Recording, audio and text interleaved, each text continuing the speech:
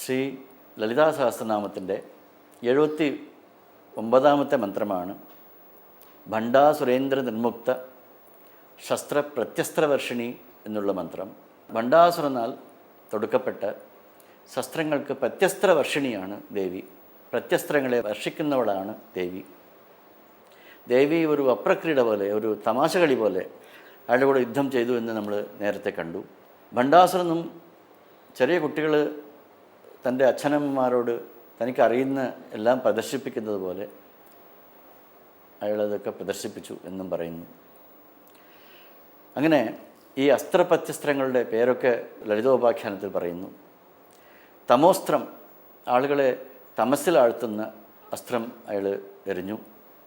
അതിന് മഹാധരണി എന്നുള്ള അസ്ത്രം ദേവി പ്രത്യസ്ത്രമായിട്ട് തൊടുത്തു.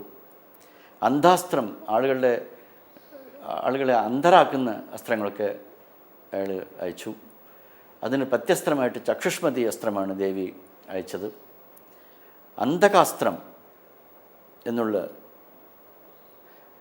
എല്ലാ സ്ഥലത്തും ഇരുട്ടുണ്ടാക്കുന്ന അസ്ത്രം അയാൾ അയച്ചു. അതിന് മൃത്യുഞ്ജയ അസ്ത്രം ദേവി പ്രത്യസ്ത്രമായിട്ട് അയച്ചു. സർവാസ്ത്ര സ്മൃതിനാശം, എല്ലാവരുടെയും ഓർമ്മ മരവിപ്പിക്കുന്ന അസ്ത്രങ്ങൾ അതിന് അയച്ചു. അങ്ങനത്തെ അസ്ത്രം ഭണ്ഡാസുരൻ അയച്ചു. അതിന് പ്രത്യസ്ത്രമായിട്ട് ദേവി ധാരണാസ്ത്രം എന്നുള്ള അസ്ത്രം അയച്ചു. ഭയാസ്ത്രം എന്നുള്ള അസ്ത്രം അയാൾ തൊടുത്തു. അതിന് ഐന്ദ്രാസ്ത്രം എന്നുള്ള അസ്ത്രം കൊണ്ട് അതിനെ നേരിട്ടു ദേവി. മഹാരോഗാസ്ത്രം എന്ന് പറയുന്ന ഒരു അസ്ത്രം അയാൾ അയച്ചു. എല്ലാവർക്കും നമ്മൾ ഇന്ന് പറയുന്ന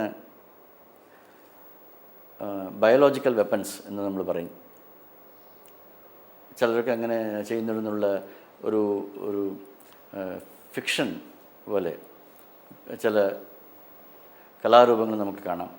ആ ഒരു ചെറിയ ബോട്ടിലിൽ സാധനം കൊണ്ടുവരും, അതുകൊണ്ട് ലോകത്ത് മഹാരോഗങ്ങളൊക്കെ ഉണ്ടാകുന്നതായിട്ടും അങ്ങനെയൊക്കെ കാണാം. അതുപോലത്തെ ഒരു അസ്ത്രമാണ് ഇത്ര ബയോളജിക്കൽ വെപ്പൺസ്. അതൊക്കെ ഭണ്ഡാസുരൻ അയച്ചു എന്നാണ് പറയുന്നത്. അതിന് ദേവി അയച്ചതോ വളരെ ലളിതമായ മറ്റൊരു പ്രത്യസ്ത്രമാണ്. അച്യുതാനന്ദ ഗോവിന്ദ എന്നുള്ള നാമം കൊണ്ടുള്ള ഒരു അസ്ത്രം ദേവി അങ്ങോട്ട് അയച്ചു. പല രോഗങ്ങളും ഉണ്ടാകുന്നു.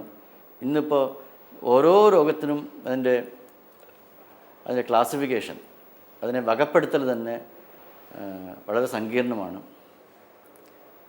പണ്ട് ക്യാൻസർ എന്ന് പറഞ്ഞാൽ ഒരു രോഗമായിട്ടാണ് കണക്കാക്കിയിരുന്നത്. ഇന്ന് 200 തരം ക്യാൻസറുകളാണ് പറയുന്നത്. നമ്മൾ പണ്ട് ആയുർവേദത്തിൽ അവബാഹുകം എന്ന് പറയുന്ന ഒരവസ്ഥയെ ഇന്ന് 24-ലധികം രോഗങ്ങളായിട്ടാണ് മോഡേൺ മെഡിസിൻ തരംതിരിക്കുന്നത്. ഇതിന് ഓരോന്നിനും ഓരോ സ്പെഷ്യലിസ്റ്റുകളായിട്ട് മാറി വരുന്നു. പക്ഷേ എല്ലാത്തിനും അടിസ്ഥാനം രാഗാദികളാണ് എന്ന് ആയുർവേദം കൽപ്പിക്കുന്നു. മനസ്സിലുണ്ടാകുന്ന കലുഷമായ ചിന്തകളെ കൊണ്ടാണ്, ഇതാണ് രോഗത്തിൻ്റെ ആദ്യ കാരണം. അതില്ലാണ്ടായാൽ രോഗങ്ങളൊക്കെ ശമിക്കും. അങ്ങനെ എല്ലാ രോഗങ്ങൾക്കും നിത്യരസായനമാണ് ഭഗവൻ നാമോച്ചാരണം. നമ്മൾ പല മരുന്നുകളും കൂട്ടിച്ചേർത്ത് എല്ലാ രോഗത്തിനും പറ്റിയ ഒരു മരുന്നുണ്ടാക്കുക. ഇതിനെ പെനേഷ്യ എന്നാണ് ഇംഗ്ലീഷിൽ പറയുന്നത്. ഇതിനെ ഒരു രസായനം, നിത്യരസായനം എന്ന് പറയും. അതുപോലെ ഏത് രോഗത്തിനും മറുമരുന്നാണ് അച്യുത അനന്ത ഗോവിന്ദ എന്നുള്ള മരുന്ന് കഴിക്കൽ. അച്യുതാനന്ദ ഗോവിന്ദ നാമോച്ചാരണ ഭേഷജാത് നശ്യന്തി സകലാരോഗാഹ സത്യം സത്യം വദാമ്യഹം എന്ന് വിഷ്ണു സഹസ്രനാമത്തിൽ ആണയിട്ട് പറയുന്നു. ഈ അസ്ത്രമാണത്രേ ദേവി പ്രത്യസ്ത്രമായിട്ട് അതിന് അയച്ചത്. നമ്മളിന്ന് ശൈവം വൈഷ്ണവം എന്നൊക്കെ പറയും. ശൈവന്മാർ വൈഷ്ണവ നാമങ്ങൾ ജപിക്കില്ല, വൈഷ്ണവന്മാർ ശൈവനാമങ്ങൾ ജപിക്കില്ല.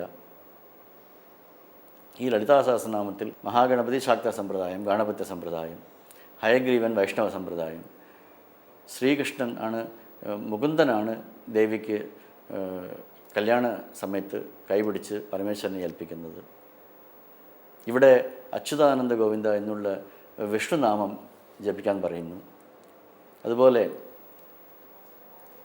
ദേവീ ഭക്തി വേണമെങ്കിൽ ധാരാളം വിഷ്ണുനാമങ്ങൾ ജപിക്കണം എന്ന് പറയും. ദേവിയെ സർവവ്യാധിപ്രശമനി, സർവമൃത്യുനിവാരിണി, രോഗപർവ്വത ദംഭോളി എന്നൊക്കെ നമ്മൾ പിന്നീട് വർണ്ണിക്കും. എല്ലാ രോഗങ്ങളെയും ഹനിക്കുന്നവൾ, രോഗമാകുന്ന പർവ്വതത്തെ വെട്ടിവീഴ്ത്തുന്ന കോടാലിയാണ് ദേവി എന്നൊക്കെ ദേവിയെ വർണ്ണിക്കും. അങ്ങനെയൊക്കെ ഇവിടെ വിഷ്ണുവിൻ്റെ നാമങ്ങളെയാണ് ദേവി പറയുന്നത്. ഇങ്ങനെ ഭണ്ഡാസുരേന്ദ്ര നിർമുക്ത ശസ്ത്ര പ്രത്യസ്ത വർഷിണി എന്നുള്ള നാമത്തെ കുറച്ചും കൂടി വിശദമായിട്ട് ലളിതോപാഖ്യാനത്തിൽ വർണ്ണിക്കുന്നു. ശ്രീ ലളിതാ സഹസ്രനാമത്തിൽ ഭണ്ഡാസുര വധം സംബന്ധിച്ചിട്ടുള്ള വിഷയങ്ങളാണ് നമ്മൾ കേട്ടുകൊണ്ടിരിക്കുന്നത്. ഇനി വരുന്ന ദിവസങ്ങളിൽ കൂടുതൽ വിവരങ്ങൾ കേൾക്കാം.